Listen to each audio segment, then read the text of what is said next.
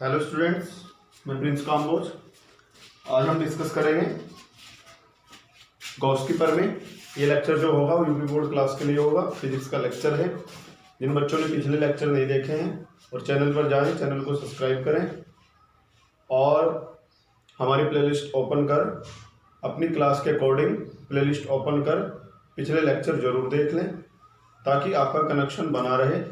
क्योंकि कुछ बच्चे हैं जो अभी से स्टार्ट हुए हैं हमारे साथ, उन बच्चों ने पिछली चीज़ें नहीं पढ़ी हैं। तो जब तक पिछली चीज़ें आप नहीं पढ़ोगे तो आगे से कनेक्टिविटी नहीं होगी। तो इसलिए पिछली चीज़ें जरूर पढ़ें और प्लेलिस्ट को ओपन करके जरूर पढ़ लें। चलते हैं अपने न्यूमेरिकल की ओर। एक बच्चे ने हमसे न्यूमेरिकल पूछा है। दो अल्फा पार्टिकल्स हैं हमारे पास, दो अल्फा पार्टिकल्स और जिनकी डिस्टेंस कितनी दी है, 1 एंगस्ट्रॉम है। उसके बाद कहा है कि इनके बीच जो इलेक्ट्रिक फोर्स होगा वो कितना होगा। तो सबसे पहले हम इसी बात को डिस्कस करते हैं, इलेक्ट्रिक फोर्स कितना होना है। आपको पता होना चाहिए एक अल्फा पार्टिकल पर जो आवेश होता है वो हमेशा ही 2 इलेक्ट्रॉन के बराबर होता है। मतलब एक अल्फा कण पर आवेश 2 इलेक्ट्रॉन के आवेश के बराबर। एक इलेक्ट्रॉन पर आवेश होता है 1.6 × 10⁻⁻19 कूलम। आप 2 से मल्टीप्लाई कर दीजिए तो आ जाएगा एक अल्फा कण का। सेम 2 अल्फा कण है, विद्युत प्रतिकर्षण बल लगना है तो दूसरे पर हमारे पास दूसरे अल्फा कण पर भी इतना ही आवेश होगा। तब फॉर्मूला क्या है कूलम के नियम के अकॉर्डिंग, F बराबर 1/4 pi epsilon not Q1 Q2 by R square. 1/4 pi epsilon not vacuum और एयर के लिए आपको पता है 9 × 10⁹ होगा। Q1 और Q2 एक जैसी वैल्यू है तो मल्टीप्लाई करेंगे स्क्वायर हो जाएगा अपॉन डिस्टेंस स्क्वायर। सोल्व करेंगे यहाँ से तो जाएगा 9 × 10⁹ 3.2 का स्क्वायर करेंगे तो 10.24 × 10⁻⁻38 अपॉन इसका स्क्वायर करेंगे 1 का स्क्वायर 1 और 10 2 20 तो हो जाएगा -20।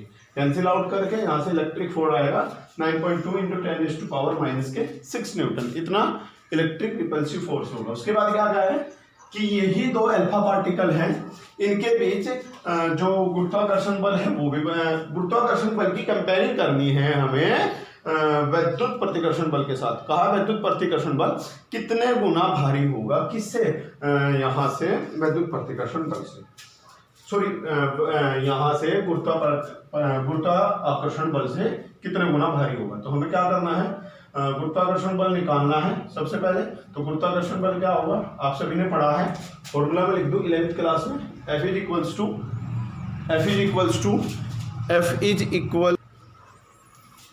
इक्वल्स टू होता है यूनिवर्सल कांस्टेंट कैपिटल G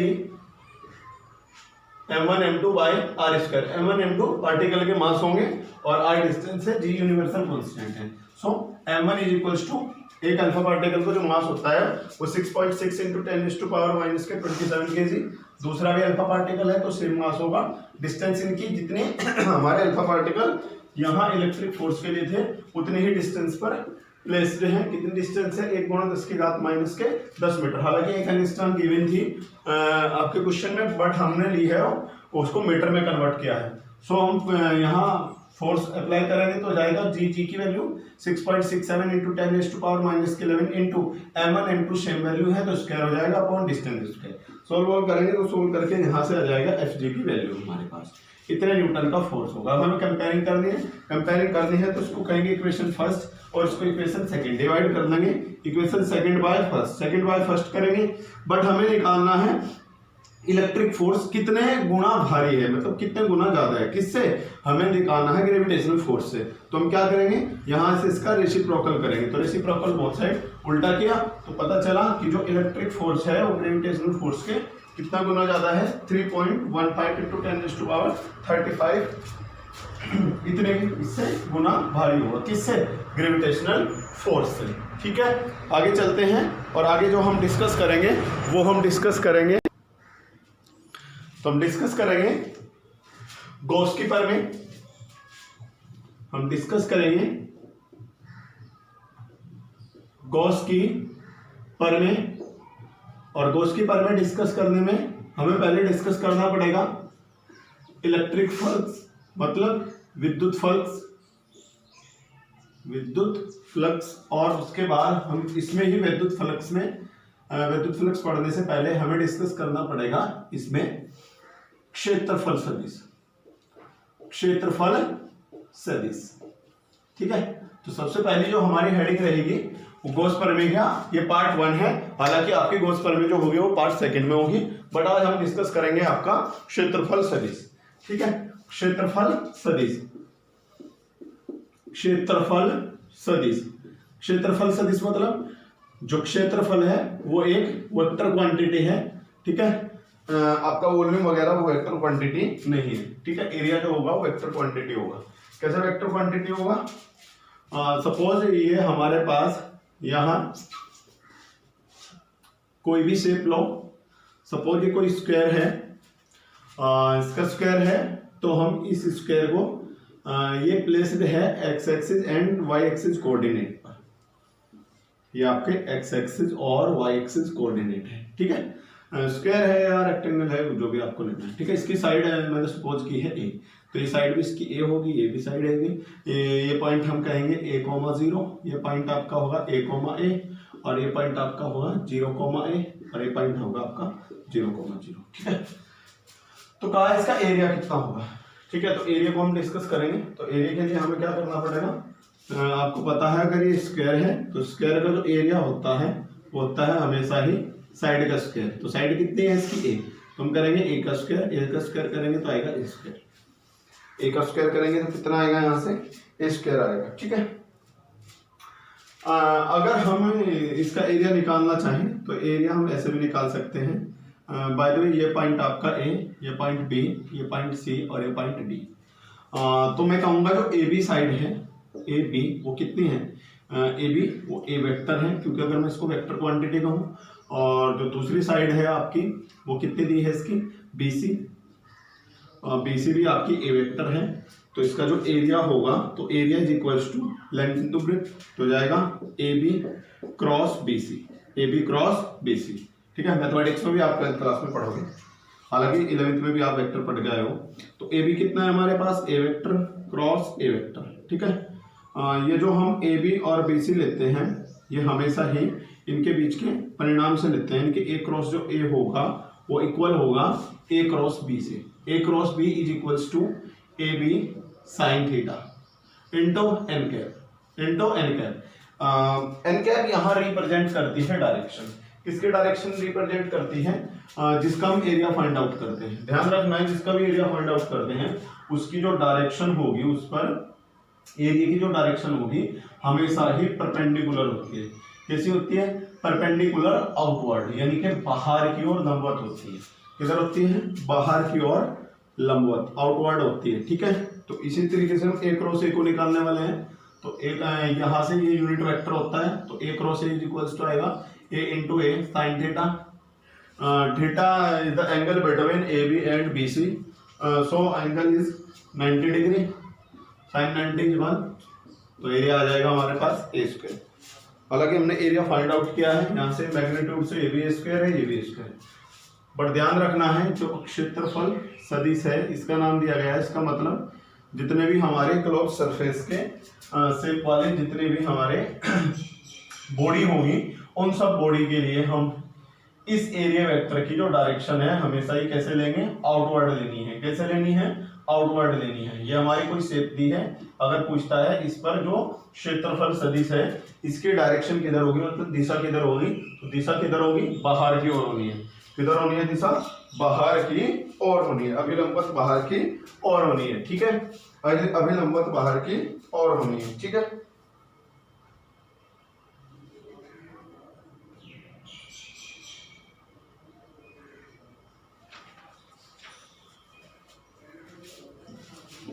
तो इस बात का ध्यान रहे, जो क्षेत्रफल सदिश है, क्षेत्रफल सदिश है, जितने भी हमारे बंद पृष्ठ हैं, जितने भी हमारे बंद पृष्ठ हैं, उन सभी के लिए क्षेत्रफल सदिश का अवयव, क्षेत्रफल सदिश के अवयव अभिलंबत बाहर की ओर होता है। किधर होता है, अभिलंबत बाहर की ओर होता है, अभिलंबत बाहर की ओर होता है।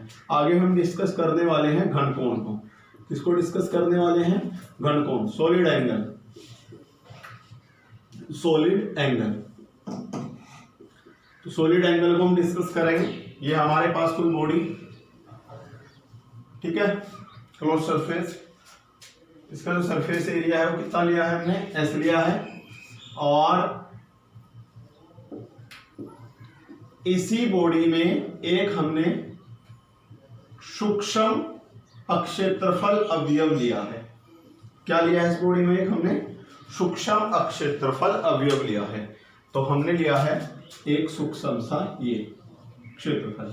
इसने इस बॉडी के सेंटर पर जितना भी, इस बॉडी के सेंटर पर जितना भी एंगल क्रिएट किया, हमने क्या किया, ये हमारे पास कोई पूरी बॉडी बंद पृष्ठ वाला कोई पिंड, और इस पिंड के अंदर एक हमने क्या लिया है, इस निकाय के अंदर हमने क्या लिया है, एक छोटा सा भाग। ठीक है, हमने एक काट लिया, एक छोटा सा भाग लिया है। इस छोटे से भाग ने इस गोले पर जितने, इस गोले के केंद्र पर जितना भी कोण अंतरित किया है, उस कोण को हम कहेंगे घन कोण। क्या कहेंगे, घन कोण कहेंगे। घन कोण आपकी जो क्वांटिटी है वो एक सप्लीमेंट्री क्वांटिटी है, जो हम फंडामेंटल क्वांटिटी में 11th क्लास में डिस्कस करते हैं। ठीक है, तो यहां जितना एंगल क्रिएट होगा उसको हम कहेंगे सॉलिड एंगल, घन कोण। ठीक है, अब अगर हमने ये जो सरफेस एरिया लिया है इसका बहुत ही, सपोज टोटल एरिया इसका एस है, तो हमने जो छोटा सा भाग लिया है जिसको मैं डार्क कर रहा हूं, ये हमने लिया है, तो ये छोटा है तो उसको क्या कहेंगे, DS. DS is the small part of S. S का एक छोटा सा भाग, छोटे से भाग में सेंटर पे जो कोण बनाया है वो भी एक छोटा बनाया है, जिसको हमने रिप्रेजेंट किया है किससे, डी ओमेगा से। किसको रिप्रेजेंट किया है, डी। तो फटाफट से हेडिंग लगाएंगे और नोट करेंगे। डेफिनेशन लिखो, किसी गोलीय पृष्ठ के सूक्ष्म खंड द्वारा, किसी गोलीय पृष्ठ के सूक्ष्म खंड द्वारा, किसी गोलीय पृष्ठ के सूक्ष्म खंड द्वारा उसके केंद्र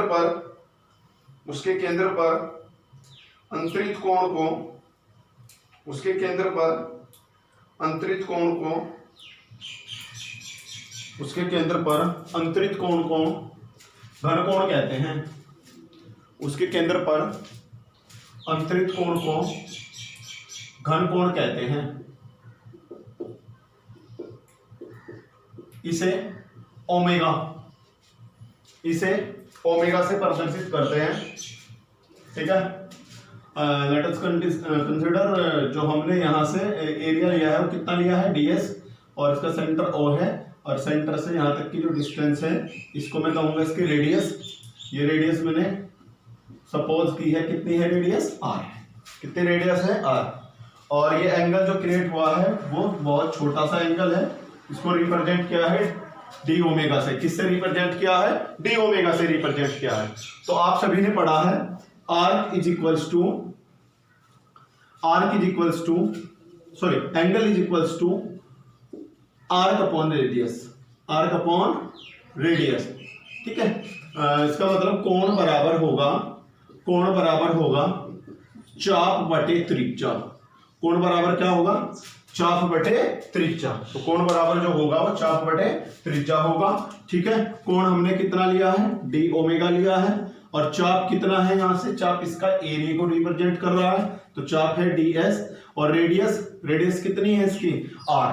बट ध्यान रखना है, अगर ऊपर चाप हमारा क्षेत्रफल में है, क्या में है, क्षेत्रफल में है, तो हमेशा ही रेडियस नीचे स्क्वायर में आएगी, क्योंकि कोण जो होगी हमारी वो एक यूनिट लेस है। ठीक है, इसलिए इसका आंसर इसलिए इसका आंसर यहां से रेडियन में आना है। किसमें आना है, रेडियन में। ठीक है, अगर ऊपर चाप क्षेत्रफल से लेते हैं तो हमेशा नीचे ही त्रिज्या का स्क्वायर आना है। ठीक है, क्या आना है, स्क्वायर। अगर हम चाप को लेंथ में लेते हैं तो नीचे आएगी त्रिज्या, क्योंकि ऊपर और नीचे की क्वांटिटी सेम होनी चाहिए, ऊपर और नीचे की क्वांटिटी की यूनिट सेम होनी चाहिए। तो क्षेत्रफल हमने लिया है ds, और त्रिज्या कितनी ली है, r, तो जाएगा ds अपॉन आर स्क्वायर। कितना हो जाएगा, ds upon R square. By the way मैं ऐसा कहूं, कैसा, कि जो मेरे पास सरफेस एरिया है वो 1 मीटर स्क्वायर है, मतलब क्षेत्रफल इसका 1 मीटर स्क्वायर है, और radius r is equals to 1 metre है। रेडियस कितनी है, 1 मीटर। तो यहां से जो एंगल आएगा D omega is equals to 1 by 1 का स्क्वायर करेंगे 1, तो D omega is equals to आएगा 1। और ध्यान रखना है, जब भी हम इस वाले फॉर्मूले से कोण को ज्ञात करते हैं, एंगल को फाइंड आउट करते हैं, तो हमेशा ही उसकी यूनिट रेडियन होती है। कैसी होती है उसकी यूनिट, रेडियन होती है। ठीक है, तो इसकी जो यूनिट होगी वो होगी आपकी रेडियन। कैसे होगी इसकी यूनिट? रेडियन होगी। ठीक है, वीडियो को पॉज करके नोट करते रहेंगे।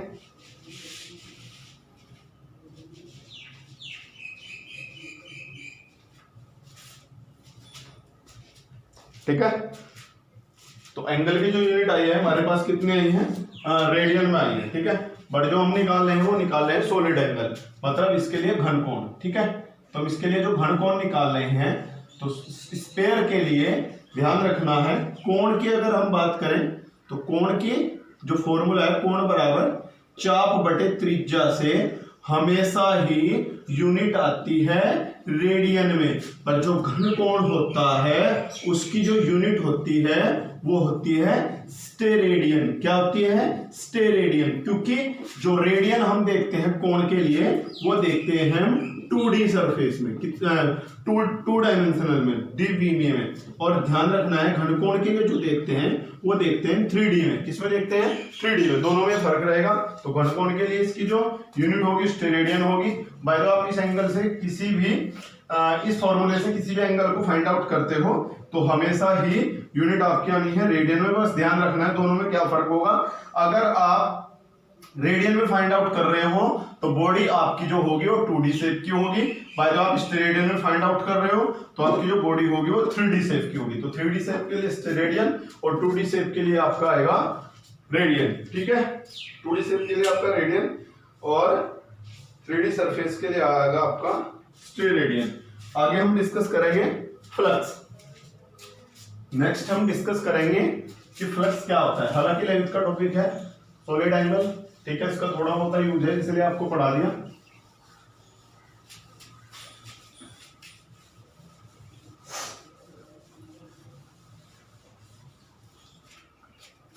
तो क्षेत्रफल सदिश आपका हुआ। नेक्स्ट हम डिस्कस करेंगे इलेक्ट्रिक फ्लक्स, विद्युत फ्लक्स।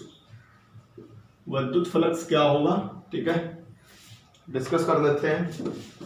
ये कोई हमारी बॉडी, ठीक है, ये कहा है कि इस बॉडी से बाय द वे ये बॉडी हमारी इलेक्ट्रिक फील्ड में है। क्या में है? इलेक्ट्रिक फील्ड में है, मतलब विद्युत क्षेत्र में है। तो इससे जितनी विद्युत बल रेखाएं, इसके लंबवत जितनी विद्युत बल रेखाएं, और विद्युत बल रेखाएं कैसी हैं? ये इमेजिनरी लाइंस हैं, मतलब ये काल्पनिक रेखाएं हैं, इनकी हम कल्पना करते हैं। ये आपको दिखाई नहीं देती क्योंकि ये 12th क्लास है, यहाँ दिखाई नहीं देगा। ये 11th क्लास नहीं है। ठीक है, जो आप 11th क्लास में पढ़ाते आते थे, कोई हमारे पास सर्कुलर मोशन में आपने पढ़ा, हमने ये लिया वो लिया, स्प्रिंग वगैरह सब आपके पास थे। बट यहाँ ऐसा कुछ नहीं, इलेक्ट्रॉन आपके पास नहीं है, ना ही फ्लक्स है, ना ही आपको दिखेगा। ठीक है, ध्यान रखना है। जो हम डिस्कस कर रहे हैं इलेक्ट्रिक फ्लक्स को कर रहे हैं, और इलेक्ट्रिक फ्लक्स किससे रिलेटेड है? विद्युत बल रेखाओं से। किससे रिलेटेड है? विद्युत बल रेखाओं से। तो क्या कहा है? किसी बंद पृष्ठ से, क्लोज सरफेस हमारे पास उनकी बंद पृष्ठ होनी चाहिए, स्फीयर वगैरह सब आपके बंद पृष्ठ हैं। तो किसी बंद पृष्ठ से उसके पृष्ठ से अभिलंबवत, उसके पृष्ठ से अभिलंबवत गुजरने वाली विद्युत बल रेखाओं की संख्या, उसके पृष्ठ के अभिलंबवत गुजरने वाली विद्युत बल रेखाओं की संख्या, वो कहलाती है आपकी विद्युत फ्लक्स। क्या कहलाती है? विद्युत फ्लक्स कहलाती है। क्या कहलाती है? विद्युत फ्लक्स कहलाती है। सपोज इससे यहां से ये बॉडी, एक लाइन ये आई, एक लाइन ये आई, ये लाइन, ये लाइन, ये लाइन, यहां से निकले, ये निकले, ये निकली। ठीक है, यहां से पूछ रहा है विद्युत फ्लक्स कितना होगा। तो इसके अभिलंबत जितनी भी यहां से विद्युत बल रेखाएं गुजर रही है इस पृष्ठ के, तो कितनी गुजर रही है? 3। तो हम कहेंगे 3। कितनी होंगी? 3 होंगी। तो क्या कहा है?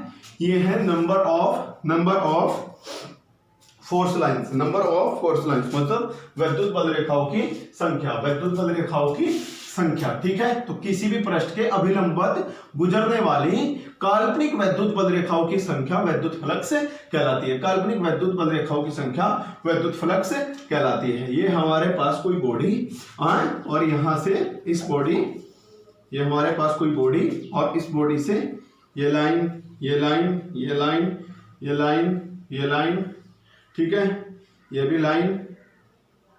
तो यहां से सपोज ये मेरे पास एक, यहां मैंने एक पृष्ठ लिया है, इस बॉडी के अंदर एक सूक्ष्म पृष्ठ लिया है और जिसका इस पूरी बॉडी का क्षेत्रफल a है, इसका क्षेत्रफल है dA। कितना है इसका क्षेत्रफल?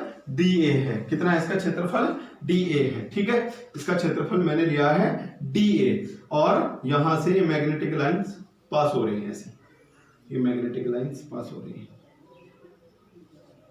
ये मैग्नेटिक लाइन पास हो रही है। ठीक है, ये मैग्नेटिक, तो पूछ रहा है इस पर जो ये मैग्नेटिक लाइन पास हो रही है, इससे बहुत सारी होंगी, मैंने हालांकि एक ही रिप्रेजेंट की है, बहुत सारी होंगी। तो पूछ रहा है इससे जो इससे जो है इलेक्ट्रिक फोर्स लाइंस पास हो रही है, मैग्नेटिक, गलती से कहा गया, ठीक है, फोर्स लाइंस पास हो रही हैं। ये पूछ रहा है कि इसका वैद्युत फ्लक्स कितना होगा, इसका वैद्युत फ्लक्स कितना होगा। तो हमने बॉडी ली है और इस बॉडी के अंदर दिया है एक सूक्ष्म सा क्षेत्रफल, एक सूक्ष्म सा क्षेत्रफल। इस बॉडी के अंदर हमने लिया है एक सूक्ष्म सा क्षेत्रफल, पूरी बॉडी का क्षेत्रफल हमने क्या लिया है? a, और सूक्ष्म सा क्षेत्रफल ये हमने लिया है dA। कितना है सूक्ष्म सा क्षेत्रफल? ये सूक्ष्म सा क्षेत्रफल है यहां से dA है। क्या है? dA। और बाय द वे ये आपकी इलेक्ट्रिक फील्ड की डायरेक्शन है और इसके एकदम अभिलंबवत ये ए तिरछी आपको विलंबवत, इसको यहां से पकड़ो और ऐसे लो, इसको यहां से पकड़ो और ऐसे लो, इसको यहां से पकड़ो और ऐसे लो, इसको यहां से पकड़ो ऐसे लो। इनका जो एंगल है, ठीक है, इस पृष्ठ के विलंबवत है, पर ई के और डीए अवयव के बीच, क्षेत्रफल अवयव, ये डीए की डायरेक्शन में, इनके क्षेत्रफल सदिश, इनके बीच का जो एंगल है वो थीटा है। इनके बीच का जो एंगल है वो क्या है? थीटा है। तो पूछ रहा है कि फ्लक्स क्या होगा। फ्लक्स को ध्यान रखना है, हम फाई से प्रदर्शित करते हैं, पर ये इलेक्ट्रिक फ्लक्स है तो फाई ई से रिप्रेजेंट करेंगे। किससे रिप्रेजेंट करेंगे? इससे, फाई ई से। तो theta is the angle between D A and E. D A is the area vector and E is the, यहां से होगा आपकी इलेक्ट्रिक फील्ड। तो ये थीटा इनके बीच का एंगल है। तो पूछ रहा है कि थीटा इनके बीच का एंगल है, इलेक्ट्रिक फील्ड ई है और क्षेत्रफल अवयव कितना है हमारा? डी है। तो पूछ रहा है इस सूक्ष्म से क्षेत्रफल का वैद्युत फ्लक्स कितना होगा। तो ध्यान रखना है, सूक्ष्म सा क्षेत्रफल है तो वैद्युत फ्लक्स भी सूक्ष्म होगा, यानी कि डी फाई होगा। क्या होगा? D phi. और D phi is equals to, ध्यान रखना है आपको कि जिस क्षेत्रफल से आपकी लाइंस, देखिए इस बॉडी के क्षेत्रफल से लाइंस गुजर रही हैं, तो ध्यान रखने है उसकी इलेक्ट्रिक फील्ड और जितना उसका क्षेत्रफल है दोनों के प्रोडक्ट के इक्वल होता है। तो इक्वल होगा E into D A K, और flux is a scalar quantity, so हम करेंगे डॉट प्रोडक्ट। क्या करेंगे? हम डॉट प्रोडक्ट करेंगे। ठीक है, तो जाएगा यहां से D phi is equals to E D A cos theta.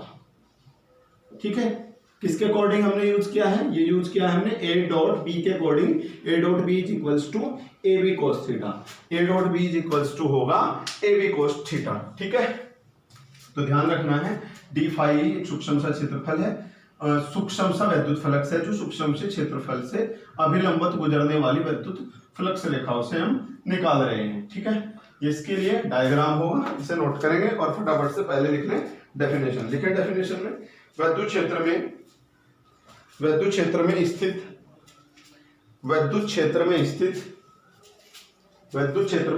इसलिए कहा है क्योंकि ध्यान रखना है वैद्युत बल रेखाएं वैद्युत क्षेत्र में होंगी। वैद्युत क्षेत्र में स्थित किसी काल्पनिक पृष्ठ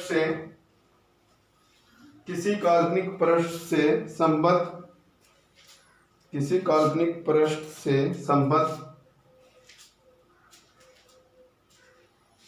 वैद्युत फ्लक्स उस पृष्ठ से होकर गुजरने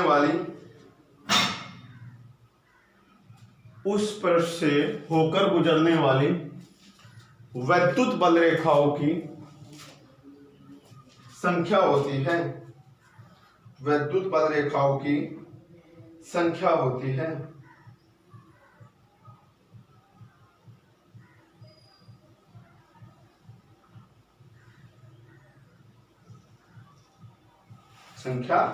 वीडियो को पॉज करके नोट कर लेंगे।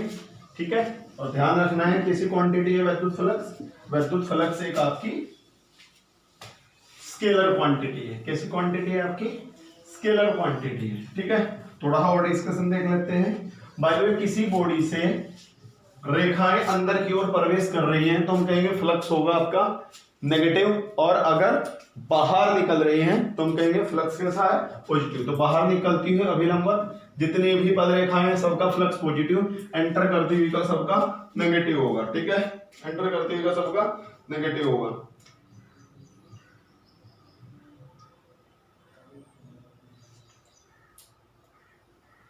चले आगे डिस्कस कर लेते हैं। विद्युत फ्लक्स का मात्रक एवं विमा। विद्युत फ्लक्स का मात्रक एवं विमा। तो सबसे पहले हम डिस्कस करेंगे विद्युत फ्लक्स का मात्रक। तो विद्युत फ्लक्स का मात्रक, विद्युत फ्लक्स का मात्रक। ठीक है, अभी जो फॉर्मूला आया है आपका वो आपने निकाला था D phi is equals to E D A, D phi is equals to E D A. ठीक है, चलिए तो जाएगा यहां से आप सभी निकाला D phi is equals to E D A cos theta. ठीक है, अगर हम पूरे संपूर्ण के लिए लेते हैं तो आपको पता होना चाहिए होगा फाई ई और इक्वल होगा ई ए कॉस थीटा के। ठीक है, और जब यूनिट की बात करेंगे तो कॉस थीटा को हम छोड़ देंगे, तो यहां से बात करेंगे डी फाई ई का मात्रक बराबर होगा ई का मात्रक। ई क्या है आपका इलेक्ट्रिक फील्ड, और इलेक्ट्रिक फील्ड का जो मात्रक होता है वो होता है न्यूटन पर कूलम।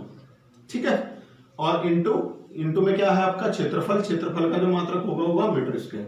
तो मात्रक आएगा इसका न्यूटन मीटर स्क्वायर पर कूलम, न्यूटन मीटर स्क्वायर पर कूलम। हालांकि और भी चेंज करके हम चेंज कर सकते हैं। अब निकाल लेते हैं विमा। तो जाएगा फाई ई की विमा बराबर किसकी विमा होगी, cos थीटा विमाहीन है, ई की विमा और इंटू ए की विमा। ठीक है, ई की विमा क्या होगी, तो ई की जो विमा होगी वो होगी एम एल टी की -3 इंटू ए, एम एल टी की -3 इंटू ए। ठीक है, ए क्षेत्रफल है, क्षेत्रफल की जो विमा होगी वो कितनी होगी आपकी एल की 2। तो जाएगा यहां से एम एल की 3 टी की -3 इंटू ए, एम एल की 3 टी की -3 इंटू ए। ठीक है, ए इन तो आपकी हुई विमा। ठीक है, तो ध्यान रखना है फाई ई की विमा और फाई ई का मात्रक। कल हम जो डिस्कस करेंगे वो डिस्कस करेंगे कोस की परमें, और इसके लिए जो इम्पोर्टेंट टॉपिक होंगे आपके वो होंगे कोस की परमें के अनुप्रयोग। उन्हें बहुत ध्यान से पढ़ना है। और मैं लगातार हालांकि ये वीडियो काफ़ी दिन बाद आई है, थोड़े से हम भी टायर्ड हैं, आज टायर्ड होते हुए भी पढ़ाया है, थके हुए हैं बहुत ज़्यादा। ठीक है, थोड़ा सा वर्क चल रहा था। देखो एसेंशियल वर्क अपने होमवर्क है वो जरूर करने होते हैं, तो इसलिए वीडियो को थोड़ा लेट लेकर आए हैं। इस बात के लिए सॉरी, बट ध्यान रखना है आप लोगों को कि अब वीडियो आपकी कंटिन्यूटी से आपको कल से मिलती रहेगी नए जोश के साथ। हालांकि आज हम थोड़े थके हुए हैं, इसलिए थोड़ा आपको वीडियो में अगर कहीं डिस्टर्बेंस हो, कोई टॉपिक समझ में ना आए तो वीडियो को दोबारा से देख ले, फिर भी समझ ना आए तो कमेंट में ज़रूर हमें बताएं कि सर ये प्रॉब्लम आई है, तो हम उसको दोबारा से कल नई वीडियो में उस टॉपिक को दोबारा से शेयर कर लेंगे। नोट्स अपने बनाते रहें, ये आपकी बोर्ड परीक्षा के लिए बहुत ज़्यादा इंपॉर्टेंट हैं। ठीक है, हम भी कोई भी टॉपिक स्किप नहीं कर रहे हैं। जो न्यूमेरिकल बच्चों से नहीं लगते हैं वो हमें शेयर करें, हम उनको आपसे समझाएंगे, जितना हो सकता है आपको बताएंगे। ठीक है, जितना हो सके और बच्चों तक वीडियो को ज़रूर शेयर करें, जितना हो सके ज़रूर पढ़ें घर पे। ठीक है, हालांकि मैंने बताया थके हुए हैं, इसलिए मैं बार बार कह रहा हूँ, अगर कोई टॉपिक समझ में ना आए तो आप ज़रूर हमें बताएं, कमेंट जरूर करें, सही गलत जो भी आपको लगता है कमेंट में ज़रूर बताएं। ठीक है, या पर्सनली कोई हमारे व्हाट्सएप नंबर पे भी हमें मैसेज कर क्वेश्चन को शेयर कर सकता है। जिस बच्चे ने हमें क्वेश्चन शेयर किया था आज हमने उसको सोल्व कर दिया। अगर आपके और कोई क्वेश्चन हो तो वो भी हमें बताएं, कोई चीज़ समझ में ना आए तो वो भी हमें बताएं, पर्सनली आप सेंड कर सकते हैं। ठीक है, all the best, thank you.